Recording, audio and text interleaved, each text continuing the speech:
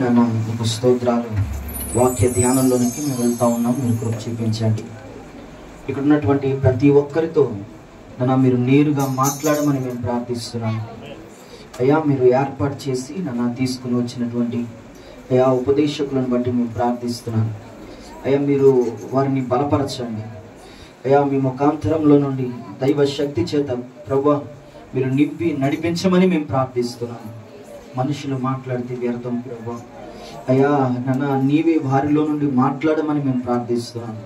అయ్యా అవసరమైనటువంటి నాన్న సంగతులను నాన్న మీరు మాకు తెలియజేయమని బలపరచమని ప్రార్థిస్తూ వినగలిగిన మనస్సు, అర్థం చేసుకోగలిగిన మనస్సు అయ్యా తండ్రి నాన్న ప్రతి ఒక్కరిలో నాన్న మీరు పుట్టించమని మేము ప్రార్థిస్తున్నాం. అయ్యా అపవాది తంత్రాలు ప్రభువా, నిరుత్సాహాలు అయ్యా తండ్రి నాన్న అనాలోచనలు యేసు నామములో, యేసు క్రీస్తు నామములో తండ్రి ప్రతి ఒక్కరిలో నుండి అయ్యా వెడలి పొమ్మనాజ్ఞాపిస్తున్నాను. మీరు కృప చూపించి నడిపించమని నీ నామానికి మహిమ తెచ్చుకోమని యేసయ్య దివ్య నామం పేరిటి ప్రార్థనలు అడిగి వేడుకొనుచున్నాము తండ్రి. ఆమేన్. అందరూ కూర్చుందాం. పిల్లరా సరే దేవుని సన్నిధిలో మనం అందరం కూడా క్రమశిక్షణతో దేవుని యందు భయభక్తులు కలిగి మనం కూర్చుందాం. మరి చక్కటి సమయానికి మనం వచ్చాం. దేవుని సేవకులు మరి వాక్యాన్ని అందించడానికి సిద్ధంగా ఉన్నారు. మనందరము వాక్యం మీద దృష్టి పెట్టాలని నేను మరొకసారి తెలియజేస్తాను. ఎవరు కూడా ఫోన్లతో మరి పక్క వారితో మాట్లాడడం, ఫోన్లతో ఉండడం మరి ఏం చేయొద్దు. బయటికి లోపలికి తిరగొద్దు. క్రమశిక్షణతో దేవుని సన్నిధిలో మనం ఉందాం. సేవకులకి మనం సమయాన్ని ఇద్దాం. మనందరం చప్పట్లు కొడుతూ దేవుని నామాన్ని మనం పడుతూ వారి సమయాన్ని అప్పగిద్దాం. Praise lord. దేవుడి యొక్క శక్తివంతమైన నామంలో ప్రత్యేకమైన వందనాలు అందరికీ. ఈ యొక్క సమయాన్ని దేవుడు మమ్మల్ని తోడుకుని వచ్చిన విధానాన్ని బట్టి ఆయనకి ముందుగా కృతజ్ఞతలు.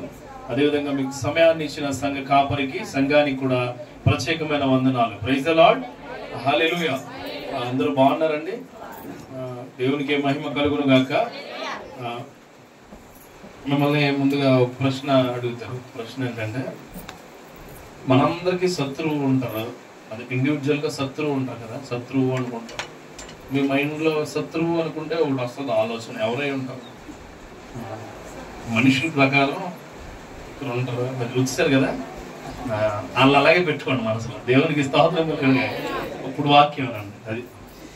అంటే మనందరికీ శత్రువు ఉంటారు. అది ఫస్ట్, సెకండ్, థర్డ్, ఫోర్త్ అలా 10 వరకు ఇచ్చుకుంటాం అనమాట. కనిపించిందంటే వాడు కనిపించాడంటే ఇంక మరి అనే ఆలోచనలు ఉంటాయి అందరికి కదా. ఈ రోజున యూనివర్సల్ శత్రువు ఒకడు ఉన్నాడు మనకి. యూనివర్సల్ అంటే ఎక్కడికి వెళ్ళినా ప్రతి చోట ఉంటాడు. వాడి పేరే సాతాను. వాడి పేరే సాతాను. వాడి మీద చెప్దామని ఆలోచన ఉంది నాకు ఈరోజు. సాతాను అన్న వ్యక్తి దేవుడి దగ్గర పర్మిషన్ తీసుకుని ఒక వ్యక్తిని చాలా ఇబ్బందులు పెట్టాడు. ఆ వ్యక్తి పేరు కూడా మనకి తెలుసు. కానీ ఈ సాతాను ఎట్లాంటి పనులు చేస్తాడు, ఏ విధంగా మనల్ని లాగేస్తాడు అన్నది చూద్దాం. అంటే మనం అందరం చాలా పవిత్రులు, దాంట్లో ఏమాత్రం ఆలోచన లేదు. మనం అందరం చాలా దేవుళ్ళో ఎదిగిన వాళ్ళం, దేవుళ్ళో ఎదుగుతూ ఉన్న వాళ్ళం, దేవుడికి చాలా దగ్గర వాళ్ళం. దేవునికి స్తోత్రం కలుగును గాక. అయినను వాడు మనకు శత్రువు వాడే. మనకు శత్రువు వాడే. యోబు గ్రంథంలో మొట్టమొదటి వచనంలోనే ఒక మాట ఉంటుంది. ఓ దేశం ఉంది, ఆ దేశంలో యోబు అనే ఆయన ఉంటాడు. అతడు చాలా మంచివాడు, చాలా న్యాయవంతుడు, దేవుడికి దగ్గరగా ఉంటూ భయభక్తులు కలిగి అతను చెడుని వదిలిపెట్టేసే వ్యక్తి అనే మాట మనం వింటాం. చాలా శక్తివంతమైన మాట కదా. ఇక్కడ యోబు అని తీసి నీ పేరు పెట్టుకో. ఐండ్వెల్ న్యూ కాలనీలో ఒక మనిషి ఉన్నాడు. ఆ మనిషి యథార్థవంతుడు, యథార్థవంతురాలు. క్లియర్ అయ్యారా?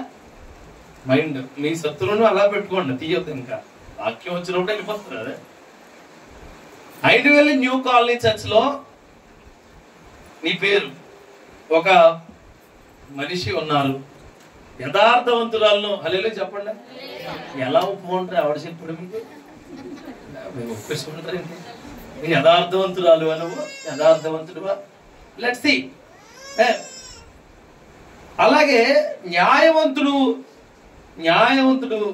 Very good. తర్వాత ఏంటి? దేవుని యందు భయభక్తులు కలిగి చెడుతనము విసర్జించిన వాడు. ఇప్పుడు మన వాక్యంలోకి వెళ్దాం. నువ్వు చాలా న్యాయవంతుడు, నువ్వు చాలా యథార్థవంతుడు. ఇప్పుడు నువ్వు సాటిస్ఫై అయి ఉంటావు. దేవునికి స్తోత్రం కలుగును కానీ. మనిషి ఎప్పుడు సాటిస్ఫై అవుతాడంటే తను ఎదుటి వ్యక్తి దగ్గర గొప్పగా ఉన్నాడు అనుకుంటేనే సాటిస్ఫై అవుతాడు. కానీ యోబు ఎదుటి వ్యక్తి దగ్గర గొప్పగా ఉండాలనుకోలేదు, దేవుడి దగ్గర గొప్పగా ఉండాలనుకున్నాడు. హల్లెలూయా. మనిషి ఎదురుగా గొప్పగా ఉండాలనుకున్న ప్రతి మనిషి పడిపోయేవాడే. మనుషులు ఎదుట గొప్ప చేసేది దేవుడు, దేవుని ఎదుట గొప్పగా ఉంచేలా ఉంచేది నీ మీద దేవునికి ఉన్న ఏకాగ్రత. అది ఈరోజు దేవుడు నీతో మాట్లాడిపోతూ ఉన్నాడు. నేను చెప్పేది ఈరోజు మన సెంటర్ పాయింట్ అంతా ఎవరు? సాతానే. వాడు మన మీద ఎట్లాంటి తంత్రాలు వేస్తాడు, ఎట్లాంటి ఆరోపణలు చేస్తాడు, ఏ విధంగా మన జీవితాన్ని పడగొట్టేస్తాడు, ఎక్కడ ఏ విధంగా ఏం చేయాలని చూస్తూ ఉంటాడు. అడంట గర్జించే సింహం వలె తిరుగుతాడట. ఎందుకు? నిన్ను సరదాగా పార్క్ తీసుకెళ్దామని కాదు, నీతో జాగింగ్ చేద్దామని కాదు, నీతో వచ్చి ఆడుకుందామని కాదు, నీకు ధైర్యాన్ని ఇద్దామని కాదు, నిన్ను భయపెడదామని కాదు, నిన్ను మింగేద్దామని. ఏం చేద్దామని? సాలో మింగేస్తాడు. కానీ మన నజరేయుడైన క్రీస్తు మనకేమిస్తాడట? ధైర్యాన్ని ఇస్తాడు, నిబ్బరాన్ని ఇస్తాడు, మనకు భయం లేకుండా చేస్తాడు. అంటే అందుకంటాడు యూదా గోత్రపు సింహము మనకు తోడు. హల్లెలూయా. ఈరోజు ఈ యొక్క 2వ యోబు గ్రంథము 2వ అధ్యాయంలో కొన్ని వచనాలు, ఒక 8-9 వచనాలు మనం ధ్యానిద్దాం. ఎందుకు ధ్యానిద్దాం అంటే ఈరోజు కూడా నేను బయటికి ఏమీ వెళ్ళలేదు, 1-2 వెళ్తే వెళ్ళొచ్చు టైంను బట్టి. కానీ ఈ 9-10 వచనాల్లో నీకు నిజమైన సాతాను ఏ విధంగా నిన్ను ఇబ్బందులకు గురి చేస్తున్నాడు అన్నది నువ్వు తెలుసుకుంటే ప్రార్థన చేసే శక్తి వస్తుంది. చూడండి, శత్రువు బలమైన వాడైతే మనం ఎంత బలంగా ఉండాలో తెలుస్తుంది. మనకు ఏంటది అంటే దీనికి ఒక ఎగ్జాంపుల్ చెప్తాను. నీకు జ్వరం వచ్చిన దాన్ని మెజర్మెంట్ బట్టి నీకు టాబ్లెట్లు ఇస్తాను. అర్థమైందా? అంటే నీలో ఉన్న ఇబ్బందికరమైన పరిస్థితులను బట్టే దాన్ని ఎదుర్కొనే విధానాన్ని కూడా ఇస్తారు. ఖచ్చితంగా ప్రతి ఒక్కరిని శాతాన్ని శోధించారు. దాంట్లో ఏ విధమైన తారతమ్యం లేదు. ఎందుకంటే యథార్థవంతమైన యోబునే తోదించాడు ఆయన. మనం ఎంత కదా, ఇక్కడ కూర్చున్న వాళ్ళు కూడా ఎప్పుడు కూడా శోధింతూ ఉండొచ్చు. ఎలాగంటే ఎప్పటికైపోతే లేట్ గా స్టార్ట్ అయింది, వచ్చాడు ఈయన అప్పుడు వెళ్ళిపోవాలి. తొందరగా అయిపోతే ఆమెను చెప్పేసి తట్టబుట్ట సర్దుకుని ఇంట్లోకి వెళ్ళి ఉంటుందిగా ఈరోజు వేసేసి వచ్చుందాం అంతేనా, లేకపోతే వేరే పనులకు వెళ్ళిపోదాం అనే ఆలోచన. అవి కూడా ప్రథమ శత్రువే, అవి కూడా సాతాను క్రియలే. చూడండి, చర్చికి వచ్చినప్పుడు, మందిరానికి వచ్చినప్పుడు మన ఏకాగ్రత అంతా కూడా ఆయనే అయి ఉండాలి. హల్లెలూయా. ఆయన కాకుండా ఇంకేదై ఉన్నా నీ ప్రథమ శత్రువు ఎవరై ఉంటారో సాతానే ఉంటారు కదా. ఈ మైండ్ లో ఉంచుకొని మనిషిని అలాగే ఉంచుకోండి, మళ్ళా ఉంచుకోమని చెప్తాం. ఆయన మీద ప్రేమ వచ్చును గాక, వాక్యం అయిపోయే లోపల ఆయనకే నువ్వు క్షమాపణ చెప్పే గుణం నీకు ఇచ్చును గాక. హల్లెలూయా. శక్తివంతంగా చెప్తున్న మాట చూడండి. 2వ అధ్యాయంలో ఆయన అంటాడు, దేవదూతలు యెహోవా సన్నిధిని నిలుచుటకై వచ్చిన మరి ఒక దినము తటస్థింపగా వారితో కూడా అపవాది యెహోవా సన్నిధిని నిలుచుటకై వచ్చెను. ఇది ఎక్కడికి వస్తాడట? దేవుడి దగ్గరికి వస్తాడు. నీ కోసం. ఎవరి కోసం? ఫర్ యూ, నీ కోసం. అంటే నువ్వు ఎంత దొంగో, ఎంత దగులు పచ్చావో, ఎంత దారుణమైన పనులు చేస్తున్నావో చెప్పడానికి ఎవరి దగ్గరికి వెళ్తున్నాడు? నీ మీద కంప్లైంట్ ఇవ్వడానికి దేవుడి దగ్గరికి వెళ్ళి నిలబడి ధైర్యంగా ఉండే వ్యక్తి ఎవరు? సాతాను. గుర్తుపెట్టుకోండి. అంటే దేవుడు కనుగప్పి నువ్వు ఏ విధమైన దేవుడికి వ్యతిరేకమైన పనులు చేస్తున్నావో చూసుకో. నువ్వు ఎంత తప్పు పనులు చేస్తున్నావో ఆ తప్పు పనులు ఎవరైనా చూస్తే అతనే ధైర్యంగా వెళ్ళి చెప్తాడు. ఎక్కడికి వెళ్ళి? నీకు ఇష్టమైన వాళ్ళ దగ్గరికి వెళ్ళి. నీకు బాగా ఇష్టమైన వ్యక్తి దేవుడు అని తెలిసి దేవుడి దగ్గరికి ఎక్కడి నుంచి ఉన్నాడు? మళ్ళా దేవదూతల సరసన. దేవదూతల సరసన నుంచోట కూడా అర్హుడు కాదు. ఎవరి వల్ల నుంచున్నాడు? అది నీ వల్ల. యోబు వల్ల. యోబు యథార్థవంతుడు. హలో, యోబు యథార్థవంతుడు, యోబు న్యాయవంతుడు, యోబు గొప్పోడు అని నువ్వు అనుకుంటున్నావు. నువ్వు అనుకోవటం కాదు, నేను చెప్పేది విను. అంటే సాతాను ఎప్పుడు నిందలు ఆరోపణలతో నింపబడతాడండి. ఫస్ట్ మీరు తెలుసుకోవాల్సిన మాట ఏంటంటే, ఈ రోజు మనం సాతాను నిందారోపణలతో నింపబడతాడు. నీ మీద ఎవరైనా పితృలు చేస్తున్నారు, నీ మీద ఎవరైనా కంప్లైంట్లు ఇస్తూ ఉన్నారు, నీ మీద నిన్ను ఇబ్బందులు పెడుతున్నట్టు సాతాను మనిషే. దేవుడికి సంబంధించిన వాళ్ళు ఎప్పుడు కూడా ఏం చేయరు? కంప్లైంట్లు ఎవరు? కాంప్లిమెంట్లు ఇస్తారు. దేవునికి స్తోత్రం కలుగును. హల్లెలూయా. నిందలేరు, అపనిందలు భరిస్తారు. హల్లెలూయా. అవమానాలు చేయరు, నీకు అవమానం రాకుండా నిలబడతారు. Praise the lord. గుర్తుపెట్టుకో, దేవదూతలు యోబు కోసం ఏం మాట్లాడలేదంటే, కానీ దేవదూతల సరసన నుంచున్న ఈ వ్యక్తి మాత్రం సరసన నుంచున్నాడు. అప్పుడు దేవుడు అడుగుతాడు, మళ్ళీ అడుగుతాడు ఏమని తెలుసా? యెహోవా అడుగుతాడు, నువ్వు ఎక్కడి నుంచి వచ్చుతావు అని అడిగా. నువ్వు ఎక్కడి నుంచి వచ్చావు? వేర్ యు కమ్ ఫ్రమ్ అని అడుగుతాడు మనోడు. దేవుడు ఎవరిని అడుగుతున్నాడు? సాతాను. వాడు ఏమంటాడో చూసారా? చూడండి కింద. భూమిలో ఇటు అటు తిరుగుచు అందులో సంచరించు వచ్చినని యెహోవాకు ప్రత్యుత్తరం ఇచ్చెను. ఆపండి. వాడికి పని పాట ఉండదు. ఎవడికి? నీ మీద నిందలు మోపేవాడికి పని పాట ఉండదు. నిన్ను ఇబ్బందులు పెట్టేవాడికి పని పాట ఉండదు. నిన్ను అవమానం చేసేవాడికి పని పాట ఉండదు. నిన్ను మీద పడిపోయి రక్కేసేవాడికి పని పాట ఉండదు. వాడికి పని అంతా నువ్వే. అటు ఇటు తిరుగుతున్నాడట, కాలక్షేపం చేసుకున్నాడు అయ్యగారు. కాలక్షేపం. అందుకే అంటున్నాడు, గర్జించు సింహంలో ఎవరిని మృంగుదునా అని తిరుగుతుంటాడు. నువ్వు లటకమని దొరికేద్దాం. ఆడికి వెతక అవసరం లేదు. నువ్వే ఫోన్ చేసి హలో ఇక్కడున్నాను దా అంటావు. ఎవరిని? సాతాన్ని. బాబు నేను ఎక్కడున్నాను రా, నేను ఇక్కడే కూర్చున్నాను, ఖాళీగా కూర్చున్నాను రా అంటావండి. ఎవరిని? బోడి పనుల మీద తిరుగుతుంటాడు. నీలాంటి వాళ్ళు చాలా మంది దొరుకుతారుగా. అయినా సరే నువ్వు హలో నేను ఇక్కడే ఉన్నాను గమనించాయి. కానీ యోబు విషయమై యోబును శోధిందామని నిందారోపణలతో యథార్థవంతులకు వచ్చే ఇబ్బందులు అనేకం అన్నారండి. నీతిమంతులకు కలుగు ఆపదలు అనేకం. అసలు చాలా వస్తాయి. నువ్వు తట్టుకోవాలి. ప్రధాన శత్రువైన సాతానుకు నువ్వు ఏమిస్తున్నావు? సమయం ఇస్తున్నావు. వాడు నీ సమయం కోసం ఎదురు చూస్తున్నాడు. ఆ సమయం నువ్వు ఎవరికి ఇచ్చేస్తున్నావు? ఇవ్వకూడదు. దేవుడికే వచ్చునుగాక.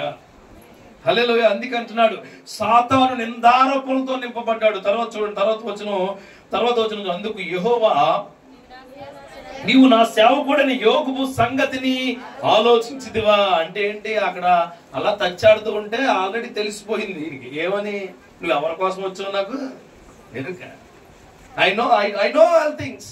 నువ్వు యోబు కోసమే కదా వచ్చావు. నువ్వు ఆ న్యూ కాలనీలో ఎంతో పద్ధతిగా ప్రార్థన చేసుకుంటుంది, ఆమె కోసమే కదా వచ్చావు. ఆమె కోసమే. నాకు తెలుసు ఆమెను శోధిస్తామని. శరీరానుసారంగా, ఆత్మానుసారంగా, ఇబ్బందికరమైన పరిస్థితులకు అనుగుణంగా ఆమెను శోధిద్దామని డిసైడ్ అయి వచ్చావు కదా. నాకు తెలుసు నువ్వు ఏం ఆలోచిస్తున్నావో నాకు తెలుసు అంటాడు. అందుకే నీ ఆలోచనలు ఆయన ఆలోచనలు వంటివి కావు, ఆయన మార్గాలు కావు. హల్లెలూయా. కావు. చూడండి, ఆయన అంటాడు ఇప్పుడు, అతను యథార్థవంతుడును న్యాయవంతుడైన దేవుని అందులో భయభక్తులు కలిగి చెడుతనమును విసర్జించిన వాడు భూమి మీద అతని మంచి వాడేవాడును లేడు. నిష్కారణముగా అతన్ని పాడు చేయుటకు నీవు నన్ను ప్రేరేపించినను అతడు ఇంకను తన యథార్థతను బదలక నిలకడగా నున్నాడనగా. అంటే దేవుడు యోబు కోసం సాక్ష్యం చెప్తున్నాడు. ఏమని? చాలా గొప్పోడయా, చాలా శక్తివంతుడు. న్యూ కాలనీలో ఉందావురా, ఆవిడ చర్చికి మానదు, ఆవిడ సంఘానికి మానదు, ఆవిడ ప్రార్థనలు మానదు, ఉపవాసం మానదు, పరిచర్య మానదు, అన్ని విషయాలు మానదు అనగా అపోద లటక్కుమని లెగిస్తుంది. మళ్ళీ ఇంకా కంప్లీట్ అవ్వలేదు అయింది. దేవుడు చెప్పే నీ పైన దేవుడు సాతానుకు సాక్ష్యం ఇచ్చేవాడిగా ఉన్నాడు. హల్లెలూయా. నువ్వు ఉంటున్నావు అలాగా. మొట్టమొదటి గుర్తుపెట్టుకోండి, సాతాను నిందలతో నింపబడి ఉంటాడు. ఖచ్చితంగా నిందలు. ఆ సాతాను నీ మీద ఏదో విధంగా దాడి చేస్తాడు. ఏదో విధంగా ఎలాగైనా వాడికి నువ్వు సమయం ఇవ్వకూడదు. నువ్వు యథార్థవంతులు అనుకోవచ్చు చాలా మంది. నేను చాలా సమయం నుంచి, చాలా కాలం నుంచి చర్చకు వస్తున్నాండి, నా జీవితం ఎందుకు ఇంకా అట్టానే ఉంది? నువ్వు యథార్థవంతురాలు కాబట్టి అట్టా ఉంది. హల్లెలూయా. నువ్వు న్యాయవంతురాలు కాబట్టి అలా ఉంది, నువ్వు న్యాయవంతుడు కాబట్టి అలానే ఉంది. కొన్ని రోజులు కొంత స్పేస్ ఇస్తాడు దేవుడు. ఆ స్పేస్ లో మనకి ఎదుగు ఉండదు, తరిగి ఉండదు, అలాగే ఉంటుంది.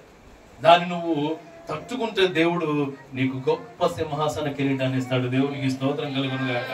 వస్తుంది. నీ దగ్గరికి ఎవరు రారు, నీతో ఎవరు మాట్లాడరు, నీ దగ్గరికి వచ్చి ఎవరు నీకు చెయ్యి అందించరు, నీకు చేదోడుగా ఉండరు, నిన్ను ఏ విధంగా ఎవరు పట్టించుకోరు. No problem. ఆ దేవుడే నీకు తోడుగా ఉండను గాక. ఒక్కసారిగా ఆయన ధవల సింహాసనం మీద ఆసీనమైన నిన్ను ఆయన కుడి పార్శ్వాన కూర్చున్నప్పుడే రోజు వస్తుంది. హల్లెలూయా. కానీ ఈ గ్యాప్ చాలా ప్రాముఖ్యమైనది మనకి. ఏ గ్యాప్? సైలెంట్ గా ఉన్న గ్యాప్ ఉండదు చూసారా, ఆ గ్యాప్ చాలా ప్రాముఖ్యమైనది. నువ్వు ఆ గ్యాప్ లో ఎవరికి దొరికేస్తావు? ఖచ్చితంగా దొరికేస్తావు. ఎందుకు ఎన్ని రోజులు దేవుడు నన్ను పట్టించుకోడు? అప్పుడు ఆయన అంటాడు, వచ్చేమంటాడు, హలో నేను పట్టించుకుంటాను కామా. వాడేమంటాడు, ఎందుకు నన్ను పట్టించుకోవట్లేదు దేవుడు అనగానే, నేనున్నాను, నేను చాలా ప్రేమిస్తున్నాను నేను అంటాడు. ఎవడు? సాతాను. నేనేం చేయాలంటే నేను ఏం చెప్పినా చేయాలి, నువ్వు వెంటనే తలాడించేస్తాను. అప్పటి వరకు దేవుడికి వ్యతిరేకమైన ఏమీ చేయవు. కానీ ఎప్పుడైతే నేనున్నానుగా, నీకు నిందలు ఆరోపణలు చేసే వాళ్ళు నీ దగ్గరికి వచ్చి ఏమంటారు తెలుసా? నీకు ముందు బెల్లం ముక్క పెడతారు, దానికి ఎడిక్ట్ అయిపోతావు, షుగర్ వచ్చేది. నిందలు ఆరోపణలు చేసే వాళ్ళు మాటలు చాలా గొప్పగా ఉంటాయి. నీ దగ్గరికి వచ్చి కూర్చుని, పక్కన కూర్చుని, బాబు, అమ్మ, అక్క, చెల్లె, తమ్ముడు, అన్నయ్య, నువ్వే నా ప్రాణం, నువ్వు లేకపోతే నేను లేను, నువ్వు నేను కలిపి ఉందాం, చచ్చే వరకు నీతో ఉంటానంటాడు. నువ్వు అన్ని చెప్పేస్తాడు. వాడేం చేస్తాడు? బతికెళ్ళి వాడేం చేస్తాడు? విలువ లేని మనుషులకు నీ విలువైన జీవితాన్ని మొత్తం చేస్తాడు. ఏమాకండి, సాతానికి ఎప్పుడు కూడా గ్యాప్ వస్తుంది. దేవుళ్ళో ఉన్న వాళ్ళకి చాలా నిశ్శబ్దాలు ఉంటాయి.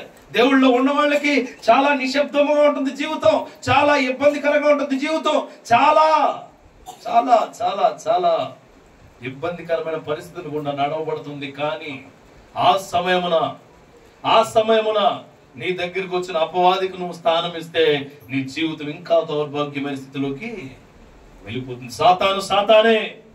సాతాను మన శత్రువే. సాతాను నిందారోపణలతో నింపబడతాడు. నీ మీద అసలు నిందలేని నీ మీద నిందలేయడానికి చూస్తాడు. అసలు ఆయన దేవుడు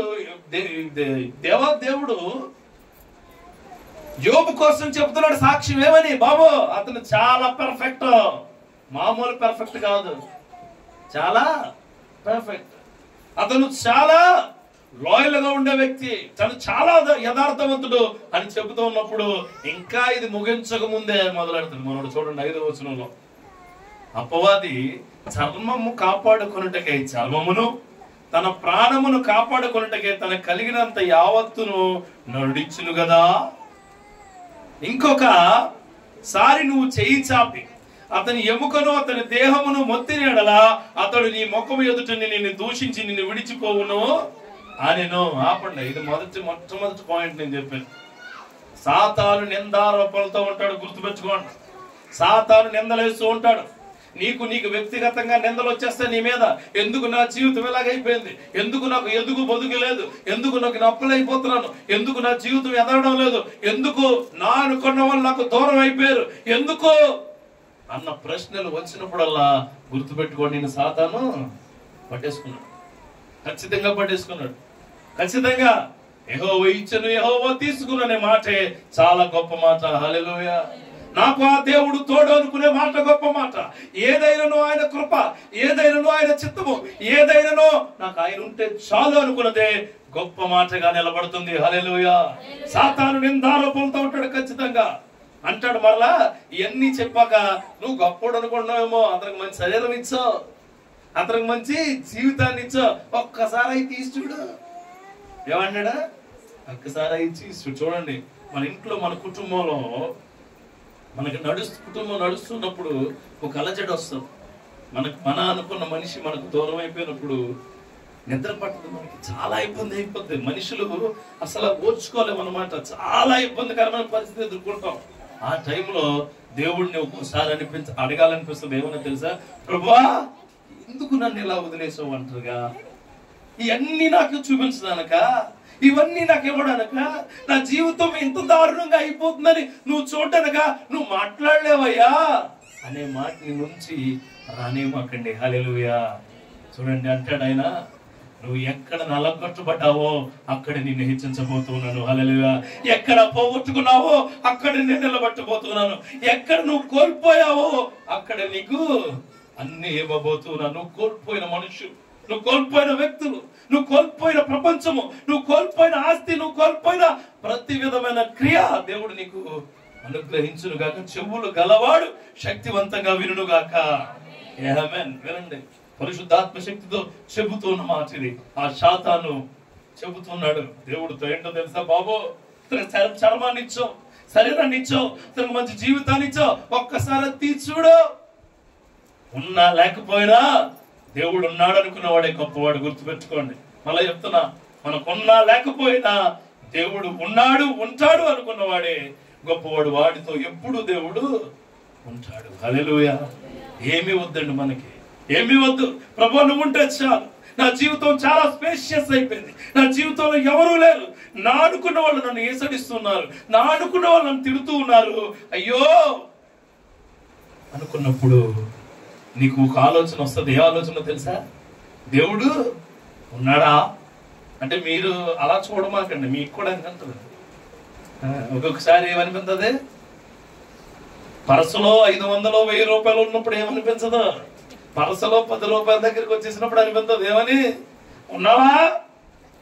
500 ఉండే 10 రూపాయలు, 10 రూపాయలు లేకపోయినా సరే దేవుడు ఉంటాడు. దేవునికి స్తోత్రం. నువ్వు అడగడం ఏంటి? ఉన్నావని ఆయన ఉండేవాడు. హల్లెలూయా. ఉన్నావని దేవుడిని అడగడం ఏంటి? ఆయన చాలా సార్లు అన్నాడు, నేను ఉన్నవాడును అనువాడును, నేను ఉన్నవాడును అనువాడును. ప్రభువా, నా చెయ్యి వదిలేసావా? ఆయన మళ్ళీ అంటున్నాడు, నిన్ను చూడవును ఎడబాయను అన్నాడు. దేవునికి స్తోత్రం కలుగును. హల్లెలూయా. 2 మార్కులు తక్కువ ఉద్దేశాలు ఈ పిల్ల అంటది. ఏమని? దేవుడు నా ఎడల లేడేమో. దేవుడు కాదు, పెనం లేదు నీ ఎడల, నీ పొరం లేదు నీ ఎడల. దేవుడు లేకపోవటం ఏంటి? దేవుడు ఉన్నాడు, దేవుడు ఉంటాడు. జ్ఞానము ఆయన ఇచ్చిన బహుమానమే. దేవునికి స్తోత్రం కలుగును గాక. హల్లెలూయా. పెళ్ళి అవుతుందో సంవత్సరం లోపల ప్రెగ్నెంట్ రాకపోతే దేవుడి చిత్తం కాదేమో. దేవుడి చిత్తం పేకపెత్తమించుకోవటలా. దేవుడి చిత్తం కాదేంటి? దేవుడు ఆయన అనుకున్న సమయానికి అనుకున్న వేస్తాడు. హల్లెలూయా. నువ్వు అనుకునేవి. అందుకే అన్నాడు ఆయన యెషయా ప్రవక్త, నా తలంపులు, నా దారులు, నా ఆలోచనలు నేను అనుకున్నది నీ జీవితంలో జరుగును గాక. సాతాను అనుకుంటున్నాడు ఏంటో తెలుసా? అతనికి చర్మాన్ని ఇచ్చావు, అతనికి అన్ని ఇచ్చావు, అతనికి కుటుంబాన్ని ఇచ్చావు, అన్ని తీసేసావు. ఒకసారి తీసి చూడు, ఒకసారి తీసి చూడు. నీకు కూడా చాలా నిందలు వస్తాయండి, అపనిందలు వస్తాయి, అవమానాలు వస్తాయి, నిందారోపణలు వస్తాయి. అవన్నీ ఎక్కడి నుంచి వచ్చేవి? సాతాను నుంచి. నీ భర్త నేను అంటాడు, ఒకసారి చర్చికి వెళ్ళడం మానమాక. హల్లెలూయా. ప్రార్థన చేయటం మాని చూడు, బైబిల్ చదవటం మానే. లేదా నా దేవుడు నాతోటే ఉండును గాక, నా ప్రార్థన నాతోటే ఉండును గాక, నా వాక్యము నన్ను స్థిరపరచును గాక, నా దేవుడు నన్ను, నా కుటుంబాన్ని, నిన్ను కూడా శక్తివంతంగా నిలబెట్టును గాక. ఆ మాట రావాలా? హల్లెలూయా. ఆ మాట. కొంతమంది అంటారు, ఒరే మొన్నటి వరకు బాగానే ఉండేవాడు కదా, ఆ మాసిపోయిన మతం తీసుకున్నప్పుడు ఆ తీసుకుని ఎలా తగలట్టేటి? మాసిపోయింది నేను కాదు, నువ్వు. మాసిపోయిన జీవితాన్ని ఉతుక్కోవడానికి వచ్చాను నేను. దేవునికి స్తోత్రం కలుగును గాక. మాసిపోయిన జీవితాన్ని కడుక్కోవడానికి వచ్చాను నేను. మనకలంచుకుపోయిన జీవితాన్ని మనలా పరిశుద్ధంగా మార్చుకోవడానికి వచ్చాను నేను. నిజంగా నీ కళ్ళతో చూసిపోయిన మాసిపోయిన జీవితం అంటే క్రైస్తలాడు. హల్లెలూయా. దేవుళ్ళు నేను మాసిపోయిన వాడినే అనే శక్తి మనలో ఉండాలి. అపవాది అదే చెప్తున్నాడు. దేవుని అనుమతి తీసుకుంటాడు. ఏమని? బాబు, నీకు విషయం తెలుసా? అతనికి అన్ని ఇచ్చా కదా, ఒకసారి తీసి చూడు. ఒకసారి తీసి చూసినా సరే దేవుళ్ళో నిలబడను గాక. హల్లెలూయా. నిలబడాలండి మనం. దేవుళ్ళో నిలబడాలా? స్ట్రైట్ గా స్టబాన్ గా ఉండాలి దేవుళ్ళో. అసలు ఎవరు ఎన్ని నిందలేసినా, కొంతమంది పిల్లలు ఉంటారు, పాస్ అవరు. మీ అమ్మాయి పాస్ అవుదండి, నువ్వు డిసైడ్ అయిపోతావు. నువ్వు డిసైడ్ అవడం ఏంటి? నీ పిల్లల కోసం ఎవరికి తెలియాలి? నీకు తెలియాలి. ఎవరిని అడుగుతావు? ఎందుకు? ఎవరో గొట్టంగారి దగ్గరకు పంపించి మా పిల్ల యొక్క నాలెడ్జ్ చెక్ చేయి. వాళ్ళ పిల్ల అన్ని ఫెయిల్ అయిపోతుంది. ఈడాల బెలగ చేశాడు. ఇంకొకరు ఉంటారు, వాళ్ళ ఇంటికి వెళ్ళి అడుగుతారు, నాకు ఆరోగ్యం బాగుపడుతుందండి అని అడగటం ఏంటి? ఎవరిని అడగాలి మనం? అది నిందారోపంలో వెళ్ళమాకండి, ఒకరిని అడగమాకండి. చూడండి, ఎవరిని నా జీవితం బాగుపడుతుందని దేవుడిని అడగాల, వాళ్ళని కాదు. ఎవరినైనా అడిగితే అడిగిన క్షణములో నువ్వు సాతానుతో నిందారోపణతో నింపబడతావు. ఆ నిందారోపణ నుంచి దేవుడు నిన్ను విడుదల కలిగించును గాక. గుర్తుపెట్టుకోండి, శక్తివంతమైన మాటలు ఇవి. అది సాతాను నీలో నిందారోపణలు, అవమానమైన క్రియలు, అవమానాలు, ఇబ్బందులు, ఇరుకులు, పడిపోయే స్థితి కలగజేస్తాడు. అయినా సరే నువ్వు నిలబడే శక్తిని తెచ్చుకుందువు గాక. హల్లెలూయా. నీలో ఏం కోల్పోయినా సరేనండి, ఏం కోల్పోయినా దేవుడు మరలా ఇస్తాడని చూడాలా. హల్లెలూయా. దేవుడు మరలా ఇస్తాడు నాకు, దేవుడు మరలా నిలబెడతాడు నాకు. నువ్వు ఏమండి, మనం ఎవరు రెక్కల కింద ఉన్నాం? మనల్ని కాపాడేవాడు ఎవరు? నడిపించేవారు ఎవరు? గొప్ప చేసేవాడు ఎవరు? మనకెందుకండి ఇబ్బందికరమైన పరిస్థితి? హల్లెలూయా. ఆయనే అండదండ మనకి, ఆయనే. ప్రభువా తీసేసుకున్నావా? నాకు ఇంకో మరొక శక్తిని ఇస్తున్నావు. ప్రభు అది నాకు ఇవ్వలేదా? అయితే నాకు ఇంకా శ్రేష్టమైనది ఇస్తున్నావేమో. హల్లెలూయా. ఒక అమ్మాయికి ప్రార్థన చేసే జాబ్ రాలేదు, 2 మార్కులు పోయిందంట. పోతే మేము వెళ్ళాక అంటుంది, నే ఉద్యోగం రాలేదని దేవుడు ఇవ్వలేదు. దేవుడు ఇవ్వకపోవటం ఏంటి? దేవుడు ఇవ్వకపోవటం ఉండదమ్మా. దేవుడు ఇచ్చేది శ్రేష్టంగా ఇస్తాడు. హల్లెలూయా. ఆ నర్సు చిన్న హాస్పిటల్లో కోరుకుందామే, చిన్న హాస్పిటల్. 5 months తర్వాత ఒకే పోస్టు, ఒకే ఉద్యోగం, దీని మీద రెట్టింపు శాలరీతో పెద్ద హాస్పిటల్ ఇచ్చాడు దేవుడు. దేవునికి స్తోత్రం. నిందలేయమాకండి, దేవుడి మీద నిందలేయమాకండి. నిందలు వేసే కొద్దు మీరు దిగజారిపోతారు. మరి నాకు 3 పిల్లలు చనిపోయారు. నేను నిందలు ఎప్పుడు వేయలేదు దేవుడి మీద. ప్రభువా ఎందుకు తీసుకున్నావు అని అడగల. నువ్వు ఇస్తావు. ఇచ్చాడు నాకు దేవుడు. Praise the lord. నింద వేసేవాడిగా నువ్వు ఉండకుండా ఉందువుగాక. మీకు కూడా చాలా ఆలోచనలు వస్తాయి. ప్రభువా ఎన్నాళ్ళు ఈ చర్చి ప్రాంగణాలు, ఎన్నాళ్ళు ఈ ప్రాకారాలు నింపవా? నిందలేయమాకండి, ఇస్తాడు ఆయన. ఇచ్చే దేవుడు, నిలబెట్టే దేవుడు, నిర్మించే దేవుడు, ప్రాకారాలు విస్తరించే దేవుడు ఆయన. హల్లెలూయా. నిందలేయమాకండి. సాతాను ఎప్పుడు మన శత్రువే. నిందలేసే క్రియలు ఆ వాడి దగ్గర నుంచి వచ్చే మాటలే. హల్లెలూయా.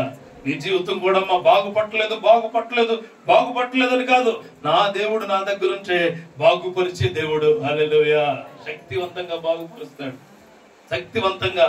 చూడండి, ఇంకో మాట చూడండి. సాతాను నిందలేస్తాడు కదా, అప్పుడు పర్మిషన్ ఇస్తాడు దేవుడు. చూడండి, అందుకు యెహోవా 6వ వచనం, అతడు నీ వశమునున్నాడు, అతని ప్రాణము మాత్రం నీవు ముట్టవద్దని సెలవిచ్చాను. చూడండి, ఎవరు ఇచ్చారట? యోబు గ్రంథం 2వ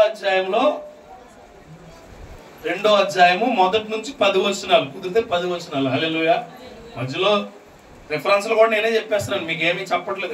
నేనే వాక్యం లేదు. ఎందుకంటే ఈ 10 వచనాలు గుర్తున్నప్పుడల్లా ఎవడు గుర్తుండాలి నీకు? ఖచ్చితంగా వాడు గుర్తుండాలి. దగులుపోచేవాడు, అపవాది గుర్తుండాలా. వాడిని నువ్వు పట్టుకుని ప్రశ్నించే విధంగా ఉండాలి. నువ్వు నా దగ్గరికి రామాక, నువ్వు నన్ను ప్రశ్నించే హక్కు నీకు లేదో ఉండదో. నాకు నా దేవుడు తోడుగా ఉన్నాడు. హల్లెలూయా. నాకు జబ్బు వస్తుందా? ఆయన తగ్గిస్తాడు. నేను అప్పుల పాలైతేనా? ఆయన తీర్చే శక్తి ఇస్తాడు. నేను ఆత్మీయంగా పడిపోతున్నానా? మళ్ళీ లేవనెత్తుతాడు. నేను నా యొక్క సంఘంలో దృఢంగా ఉండలేకపోతున్నానా? దృఢపరిచేది కూడా ఆయన. నీకు సంబంధం లేదు, ఉంటే నాకు దేవుడికి సంబంధం. హల్లెలూయా. మనకు సంబంధం రెండే, నీకు దేవుడికి. మధ్యలో ఇంకెవరికి అవసరం లేదు. అవసరం లేని క్రియలు దేవుడు నిన్ను విడుదల కలిగించును గాక. హల్లెలూయా. వాడిని అడగమాకండి. ఏమని? నేను బాగుపడతానన్నా, నేను వర్ధిల్లుతున్నానన్నా అడగమాకండి. దేవుడే వర్ధిల్లింపజేయును గాక. చూడండి, ఇక్కడ అంటాడు ఆయన 6వ వచనంలో, అందుకు యెహోవా అతడు నీ వశమును ఉన్నాడు, అతని ప్రాణము మాత్రము నీవు ముట్టవద్దని సెలవిచ్చును. 2వ మాట ఏంటంటే, సాతాను పరిమితం చేయబడినవాడు, దేవుడు అపరిమితమైన దేవుడు. హల్లెలూయా. నిన్ను లేవనెత్తడానికి ఆకాశమే సరిహద్దు అన్నాడు ఆయన. దేవునికి స్తోత్రం కలుగును గాక. సాతాను నీ ప్రాణాన్ని ముట్టుకోవడం కూడా దానికి హక్కు లేదట. హక్కు లేదు. నేను చచ్చిపోతాను అనుకున్న మాట ఎవరిదై ఉంటది? ఖచ్చితంగా చూసుకోండి. అది సాతాను అనుకోమాకండి. కొంతమంది కష్టాలన్నీ వచ్చి శుభ్రంగా తినేసి పడుకుని పైకి చూసి ఈ ఫ్యాన్ కూడా ఎక్కువ సరిపోతే బాగుంటదేమో అనుకోండి. అది ఎవరి మాట అయి ఉంటది? ఖచ్చితంగా సాతాను మాట. కొంతమంది అనుకుంటారు పిల్లల్ని భార్యని అందరిని వదిలేసి దూరంగా పోవచ్చు కదా. ఎక్కడికి పోతాను? ఏర్పరిచింది దేవుడు, నడిపిస్తున్న దేవుడు, కుటుంబాన్ని సిద్ధపరిచింది దేవుడు. యేసు నామములో నిలబడాలా, పోరాడాలా, శక్తివంతంగా దీవించబడాలా. హల్లెలూయా. ఏ సమయంలో సరే దేవుడు సాతాను దేవుడి యొక్క చేతిలో పరిమితం చేయబడిన వాడు. గుర్తుపెట్టుకోండి, పరిమితపడిన వాడైనా కానీ నువ్వు దేవుడి చేతిలో అపరిమితమైన క్రియలు కలిగిన వాడవు. చాలా శక్తివంతమైన క్రియలు ఇచ్చాడు. నువ్వు ప్రార్థిస్తే నీ జీవితం వర్ధిల్లుతుంది. నువ్వు అడిగితే ఆయన అన్ని ఇస్తానంటాడు. అడిగితే మీకు ఇయ్యబడును అంటాడు ఆయన. హల్లెలూయా. అడిగితే ఏదైనా ఇస్తానండి ఆయన. నువ్వు అడిగే విధానం కరెక్ట్గా ఉండాలి.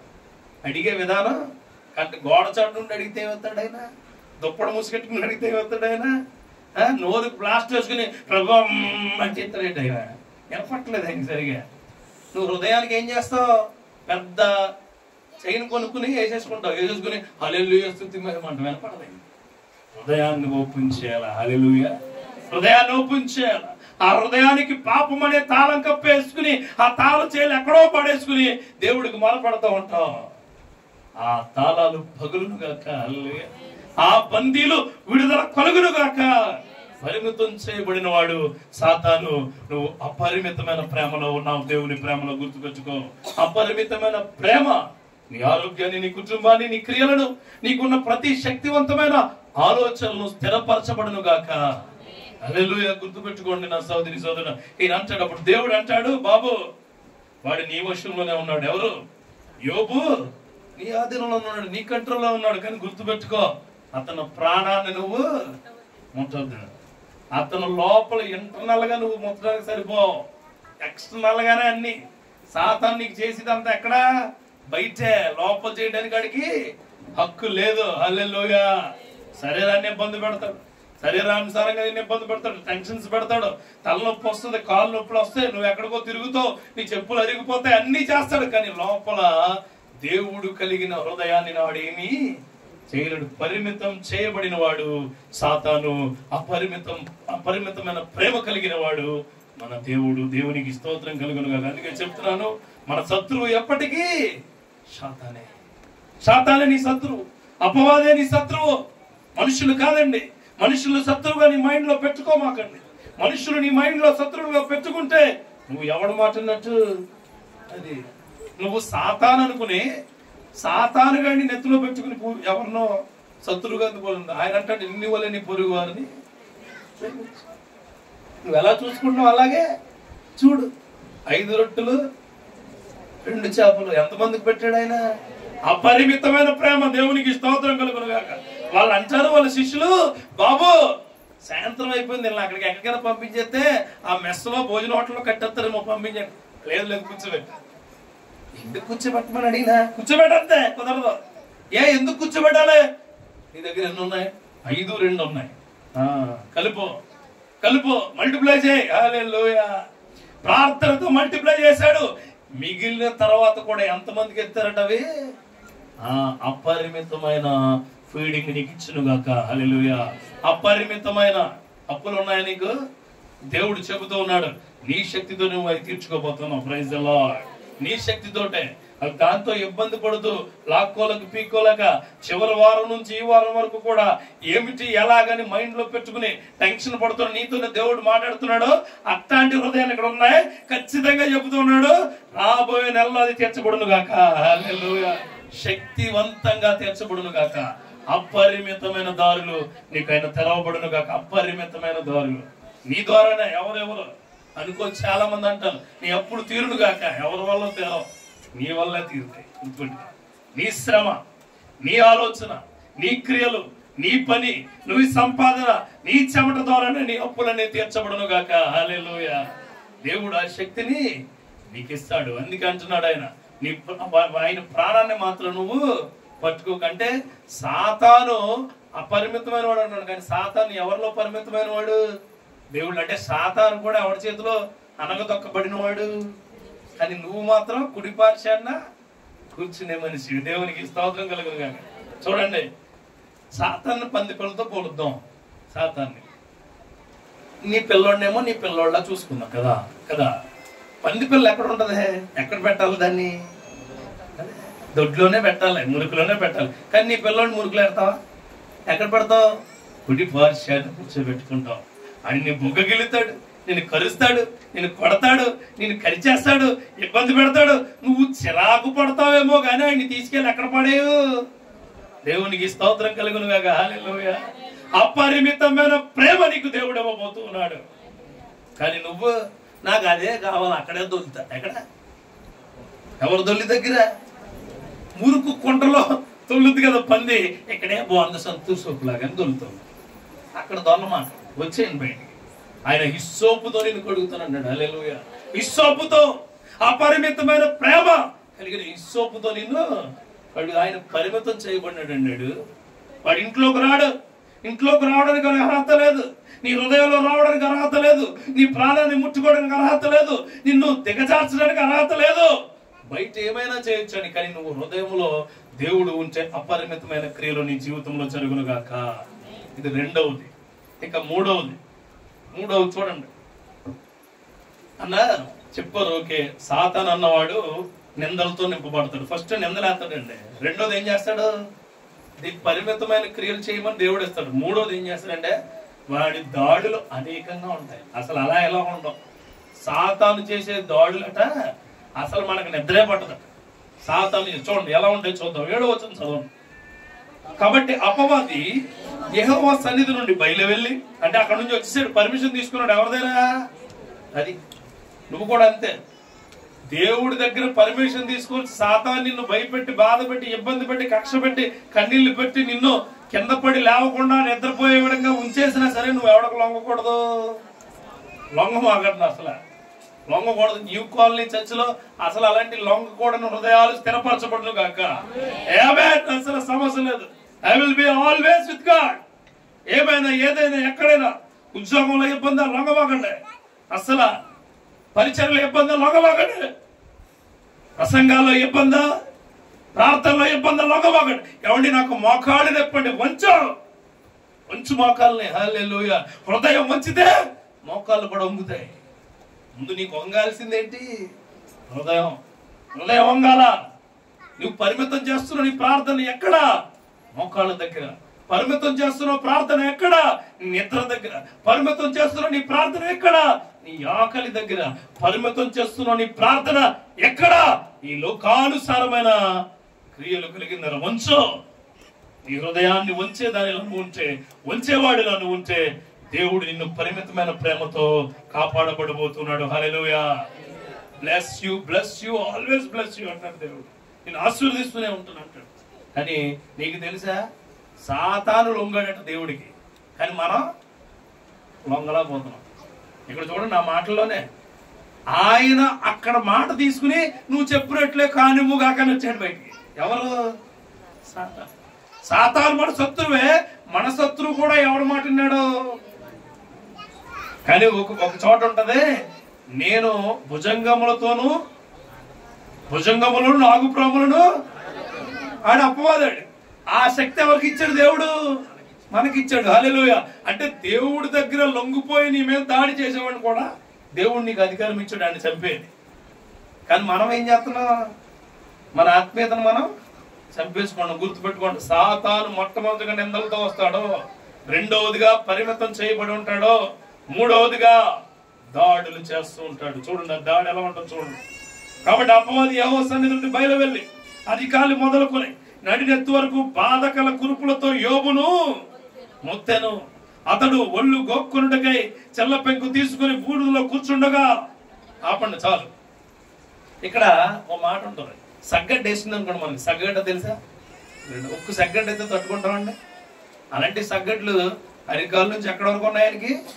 నెత్తిలో కూడా ఉన్నాయట. నెత్తిలో ముక్కు పైన చిన్న పొక్కు వస్తే మనం నిలబడలేము. అసలు నిలబడలేమండి.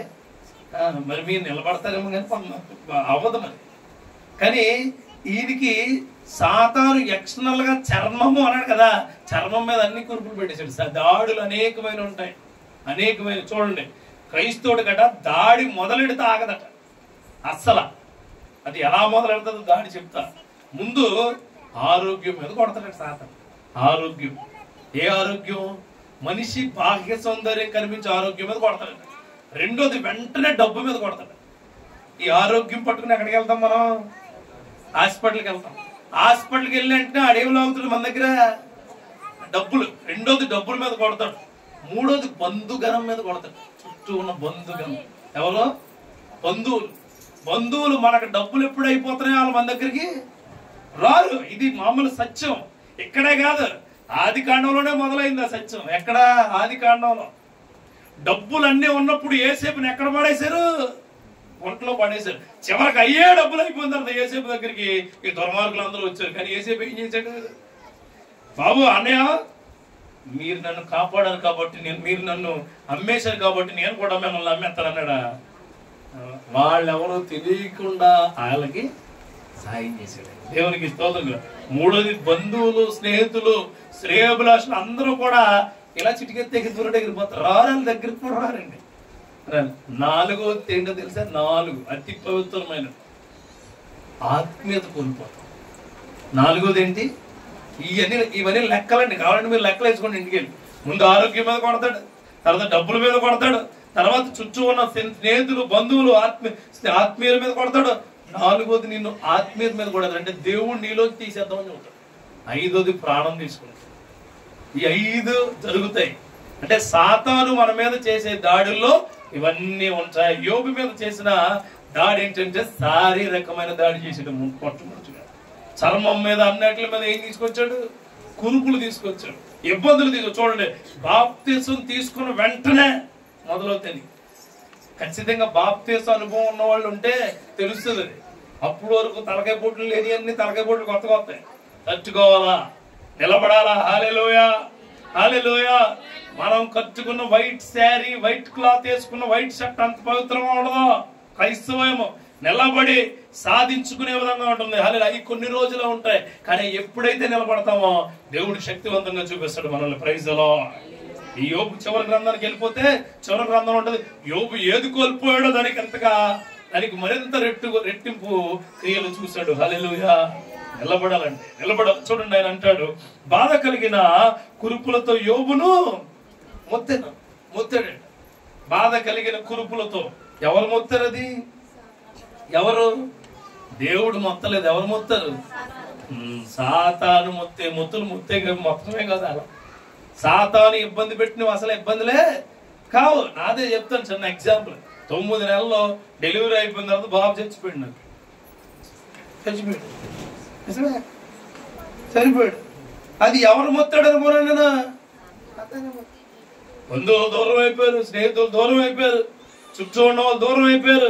వీడి జీవితం ఇంతే అన్నారు, వీడు బాగుపడరు అన్నారు, ఎందుకురా వీడి జీవితం అన్నారు, ఆడి వేస్ట్ గాడు అన్నారు. ఎవరు అందరూ వదిలేశారు.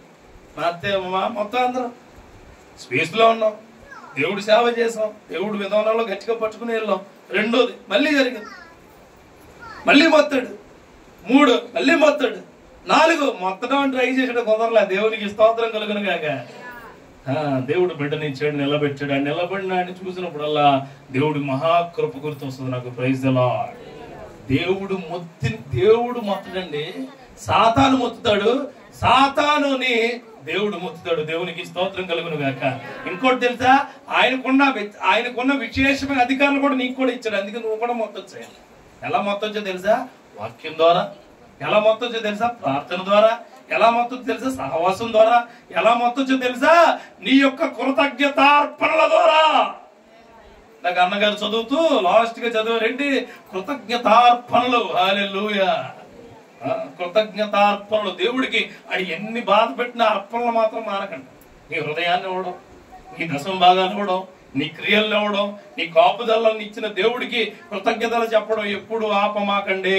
వాడు ఎన్ని దాడులు చేసినా దేవుడు నాకు నీ మీద దాడి చేసే అవకాశం ఇస్తాడు, చేస్తాను, చేదురుగాక. చివరిగా ఇంకో 2 వచనాలు చూసుకుని ముగిస్తాను నేను. చూడండి, 9వ వచనం చూడండి. అతను భార్య వచ్చి, చూడండి నేను ఆల్రెడీ 2 చెప్తున్నాను, ఇంకా తర్వాత ఉంటాయి కానీ తర్వాత చెప్తాను. మరలా దేవుడు పట్టడం ఎలా కొడతాడు? ఫస్ట్ దేని మీద కొడతాడు? ఆరోగ్యం కొట్టాడు, తర్వాత డబ్బు ఆటోమేటిక్ గా జరుగుతుంది వెనకాల, అలా క్రియలన్నీ పోతాయి. 3వది ఎవరితో కొడతాడో చూడండి, భార్య. అసలు భార్య చాలా ప్రేమగా ఉండేది అతనితో.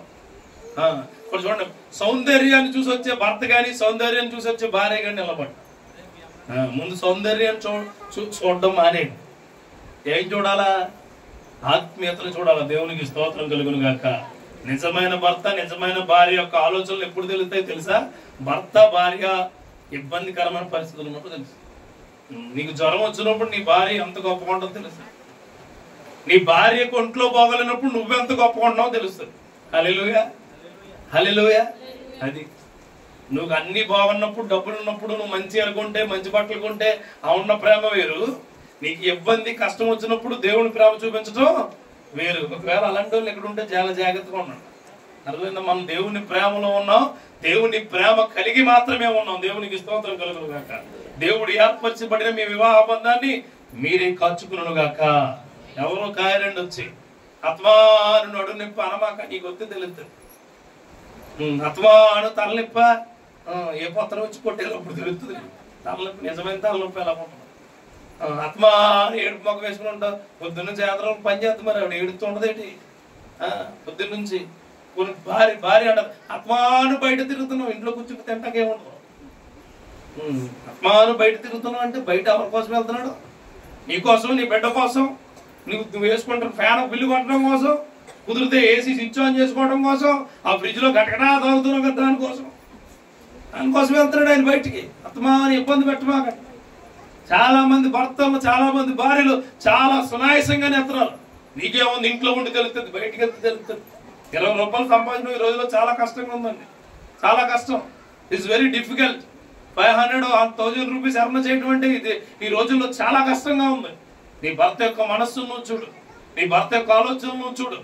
నీ భర్త గుణవంతమైన స్త్రీ అట, ఇల్లు ఏం చేస్తుందట? ఇంటికి రంగులు వేద్దట, ఇల్లు కట్టబడుతుంది. అది నువ్వేం చేస్తున్నావు? పెద్ద సైజు అది ఏమంటారు దాన్ని, హోల్ పెడతారు కదా డ్రిల్లర్. మీ భర్త గారు ఒత్తుల్లోకి దాంట్లో చిల్లు పెట్టేస్తున్నాం. పెట్టమాకండి. అర్థమైందా? ఇల్లు కాచుకును. హల్లెలూయా. అది కూడా సాతాను దాడే. నీ భర్త తాగొస్తున్నాడా?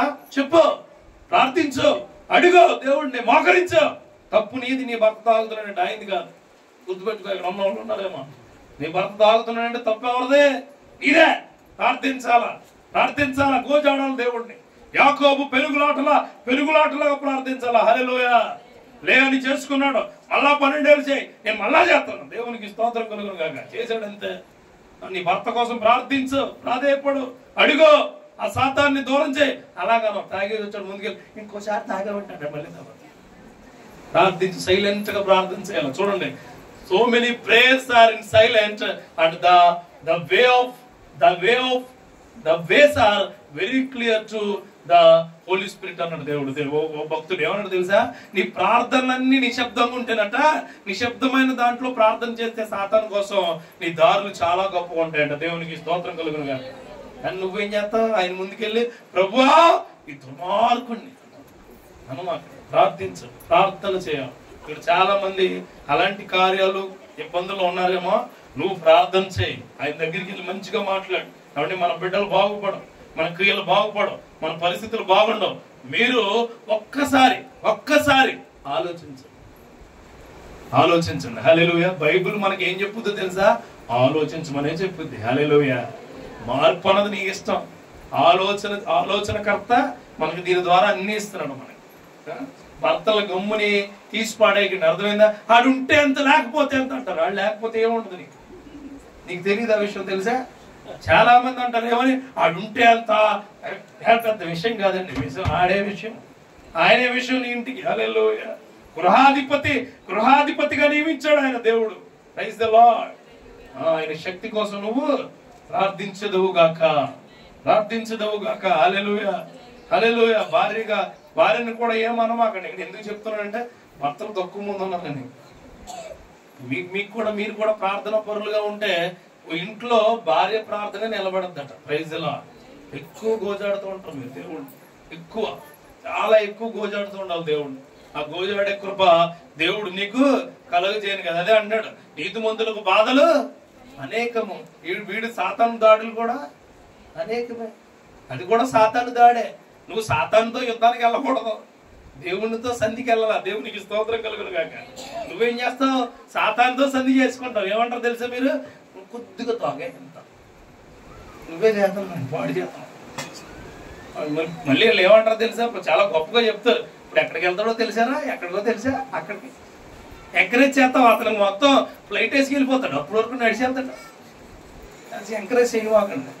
లోపల అనుకోవాలి, దేవుని మహాకృపతో ఏదో రోజు మార్చబడును కాక అనుకోవాలంటే. ప్రభువా, ఆయన నోటిని ముట్టండి, హృదయాన్ని ముట్టండి, కాలేయాన్ని ముట్టండి, ఆయన ఆలోచనలు ముట్టండి అని ప్రార్థిస్తే ఆయన మార్పు సంభవించును గాక. ఆమేన్. ఖచ్చితంగా చెప్తున్నాను మరలా, నీ భర్త యొక్క జీవితము నీ ప్రార్థన మీదే నిలబడి ఉంది. నువ్వు ప్రార్థించు, నీ భర్త జీవితం మారబోతుంది. Praise the lord. హల్లెలూయా. తర్వాత ఇంకో లాస్ట్ విషయం చెప్పి నేను ముగిస్తాను. ఇప్పుడు సమయం అయింది. 10 నిమిషాలు లోపే ఉంటుంది. చూడండి 9వ వచనం అంటాడైనా, అతని భార్య వచ్చి, నువ్వు ఇంకను యథార్థతను వదలకుందువా? దేవుడు దూషించి మరణము కమ్మెను. అందుకతడు, మూర్ఖురాలు మాట్లాడినట్టు నువ్వు మాట్లాడుచున్నావు. మనము దేవుని వలన మేలు అనుభవించుదుమా, కీడును మనం అనుభవించతగదా అని. ఈ సంగతులలో ఏ విషయమందును యోబు నోటి మాటతో నేను పాపము చేయలేదు. సాతాను యొక్క విశ్వాసాన్ని యోబు పటాపంచులు తీసి పడేశాడు. హల్లెలూయా. మామూలుగా కాదు. అదే సింహములను, ఆగుపాములను, భుజంగములను తొక్కడంతే. వచ్చి భార్య అంటుంది. భార్య అంటే అనుకుంటుంది ఏమనంటే, ఈ మనిషి నాకు ఇంకా పని చేయండి, చెట్టుకి వెళ్ళిపోయాడు, ఈ మనిషి పని చేయండి, నాకు ఇంకా ఎందుకో పని చేయండి అని అనుకుంటే, అప్పుడు అంటుంది ఏమన్నా డిసైడ్ అయిపోయి అంటుంది ఏంటంటే, దేవుడిని తిట్టేసి నువ్వు చచ్చిపోరా బాబు. ఏమంటుంది? షెడ్కి పోయిన బండి ఏమైంది? పాత ఇనప సామాను కొట్టుకు వెళ్ళిపోద్ది అలాగ అనుకుంటున్నాను. కానీ పాత ఇనప సామాను కొట్టులాగా దేవుడు మరలా ఎఫ్ఆర్ బండిలో ఉంచుదాం అనుకున్నాడు. హల్లెలూయా. ఆమేన్. కొత్తగా మళ్ళీ తయారు చేద్దాం అనుకున్నాడు దేవుడు. అది ఎవరికి ఎరుక? యోబుకి తెలుస్తుంది. ఆమేన్. చూడండి ఇక్కడ అంటే భలే ఉంటది ఈ మాట, నాకు చాలా నచ్చిన మాట. అందుకతడు భార్య వచ్చి, నువ్వు ఇంకను యథార్థతను ఎందుకయ్యా, నువ్వు నీకేదో బిరుదిచ్చాడు ఆయన యథార్థవంతులని, అది పట్టుకునే అర్థం ఎందుకు? వదిలే నీ దగ్గరికి వచ్చి అంటారు, ఎందుకు వెళ్తున్నాం అన్ని సంవత్సరాల నుంచి చర్చికి, ఏమైంది మనకి? వదిలే వదలకు. హల్లెలూయా. నేను వదలను. ఆ దేవుడు కృప నా పైన ఉంది, ఆ దేవుడు తలంపులు నా పైన ఉన్నాయి, ఆ దేవుడు నన్ను విడువడు, ఎడబాయడు అని ధైర్యంగా గట్టిగా చెప్పే కృప నీకు కలుగును గాక. హల్లెలూయా. అప్పుడు ఆయన అంటాడు, చూడండి ఎంత స్పష్టమైన మాట అండి, ఎంత నిలబెట్టే మాట, ఎంత గొప్పగా ఉంచే మాట మనల్ని. ఆ మాట చదువుతూ ఉంటే చాలా శక్తి వస్తుంది మనకు. చూడండి ఆయన అంటాడు, ఎట్లాంటి మనసు అంటున్న మాట ఇది? కురుపులతో ఉన్న మనిషి, బాధతో ఉన్న మనిషి, గోక్కుంటున్న మనిషి, రసికారిపోతున్న మనిషి, చెల్ల పెంకులతో బూడిదలో ఉన్న మనిషి అంటున్న మాటలు ఎంత శక్తివంతమైన మాట అండి, ఎంత శక్తివంతమైన మాట. జస్ట్ నీకు నడువు లేకపోతే చాలు, ఏమంటావు? అయ్యో ఏసయ్యా ఎంత బాధ ఎట్టేసేవయ్యా, ఆయన ఎందుకంటాడు? నువ్వు ఇచ్చుకుంటావు. బస్సు దొరకపోతే చాలు, ఏసయ్యా బస్సు పంపించేవా, ఆయన కండక్టరా, బస్సు ఆయన పంపించేవండి దరిద్రం కాబట్టి. కరెక్ట్ టైంకి వాటర్ రాకపోతే చాలు, ప్రభా ఈరోజు వాటర్ రాలేదంటే ఆయన ఏమన్నా అక్కడ ట్యాంక్ దగ్గర ఏమన్నా తిప్పుతాడే అండి. వాటర్ టైమింగ్ కూడా ఆయన డిసైడ్ చేయాల. జస్ట్ ఈ మధ్యకాలంలో చోట చూశాను నేను, ప్రభా ఆమ్లెట్ మార్చేసావా, ఆమ్లెట్ మార్చడం కూడా దేవుడే, ఆమ్లెట్ వేసేది ఎవడు, మంట పెట్టేది ఎవడు, తిప్పేది ఎవడు? దేవుడికి ఏ సంబంధం అండి? దేవుడిని ఎందుకు అలా మీరు పరిధానంలోకి తీసుకొచ్చేస్తారు? ఆయన అంటాడు చూడండి, ఆయన శరీరానుసారంగా ఇబ్బందికరమైన క్రియలున్నా, పుండులున్నా, రసికారిపోతున్నా, ఇబ్బందులు పడుతున్నా, గోక్కుంటున్నా, చాలా ఇబ్బందికరమైన పరిస్థితుల్లోకి వెళ్ళిపోతున్నా. యోబు భక్తుడు యోబు మాట్లాడుతున్న మాట చూడండి ఎంత గొప్ప మాట. ఏమంటున్నాడు? మూర్ఖురాలు మాట్లాడినట్టు మాట్లాడుగా. నీకు బుర్ర పని చేయట్లేదా? ఏం మాట్లాడుతున్నావు నువ్వు? నీ బుర్ర పని చేయట్లేదా నీకు? ఆలోచన లేదా నీకు? గుర్తుపెట్టుకో, మనం దేవుని వల్ల మేలే తీసుకుంటామా, కీడు తీసుకోమా? ఏంటి? మనము బాగుపడి, మనము ఎత్తబడి, మనము శక్తివంతమై, మనము సంపాదించుకుని మన కోసమైన రక్తం కార్చాలా? మన కోసమైన సిలువ మోయాలా? మన కోసమైన మేకులు గుర్తించుకోవాలా? మన కోసమైన ఉమ్ములు వేయించుకోవాలా? మన కోసమైన మన కీడును అనుభవించాలా? ఏం మాట్లాడుతున్నావు అనే స్ట్రాంగెస్ట్ వర్డ్ ఎవరికి ఇచ్చారండి? సాతాను అప్పుడే వెళ్ళిపోయి ఉంటాడు. దేవునికి స్తోత్రం కలుగునుగా. హల్లెలూయా, హల్లెలూయా. పరిస్థితుల పైన యుద్ధం చేసే శక్తి నీకు ఇచ్చును గాక. పరిస్థితుల పైన వచ్చి అంటున్న భార్య పైన ఆయన మాటలు ఎంత గొప్పయో. తర్వాత ఇంకో మాట అంటాడు చూడు, కీడును మనం అనుభవించ తగ్గదా నేను ఈ సంగతులలో ఏ విషయమందును యోబు నోటి మాట అయినను పాపము చేయలేదు. హల్లెలూయా. పాపము చేయలేని క్రియలు యోబుకి ఇచ్చాడు. మళ్ళా చెప్తున్నాడు, మన శత్రువు అవడం ఆడేం చేస్తాడు? ముందుగా అనేకమైన నిందలు అట్టుకొస్తాడు నీ దగ్గరికి. తర్వాత ఏం చేస్తాడు? పరిమితం చేయబడ్డాడు. తర్వాత ఏం చేస్తాడు? అనేకమైన ఇబ్బందులు పెడతాడు. కానీ దేవుని నామంలో మనం నిలబడదాం గాక. ఆమేన్. ఈ సంఘములో వాళ్ళు అలా ఉంటారని నేను అనుకోను. ఒకవేళ ఉండేలాగుంటే నిలబెట్టబడను గాక. ఆమేన్, హల్లెలూయా. శక్తివంతమైన నామంలో మన శత్రువు సాతానే. ఇప్పుడు నీ మైండ్ లో ముందు ఊహించుకున్నారు వాళ్ళు ఉన్నారా? ఉండరు, ఖచ్చితంగా ఉండరు. ఎవరుంటాడా? అది చాలా చిన్నోళ్ళు మీ మైండ్ లో ఉన్నవాళ్ళు. ఇప్పుడు నీ మైండ్ లో 1 2 3 4 5 అనుకుంటున్నావు కదా. ఈ దరిద్రుడు ఉన్నాడు, ఆడు పోయాడు. ఎవడొచ్చాడు నీ మైండ్ లోకి? ఆడితో యుద్ధం చేయదు గాక. ఆ యుద్ధం పేరే ప్రార్థన, ఆ యుద్ధం పేరే వాక్యం, ఆ యుద్ధం పేరే సంఘానికి వచ్చి క్రమశిక్షణగా వాక్యం విని వెళ్ళడం. దేవునికి స్తోత్రం కలుగును గాక. హల్లెలూయా. అటువంటి సాతానును దేవుడు తన యొక్క పరిశుద్ధాత్మ శక్తితో నల్లగొట్టబడును గాక. ప్రార్థిద్దాం, అందరూ ప్రార్థనలో పాల్గొందాం. మళ్ళీ చెప్తున్నాను, ఈ ప్రార్థనలో ఖచ్చితంగా మీ శక్తివంతమైన జీవితంలో శక్తివంతమైన క్రియలు జరగాలంటే మోకరించి ప్రార్థిద్దాం. దేవుడు నీ జీవితంలో గొప్ప కార్యాలు జరుపబడును గాక. ప్రభువా మీకే వందనాలు. ఇదిగో ప్రభువా ఈ రోజు మాతో మాట్లాడారు. ప్రభువా అందరూ నిలమోకండి.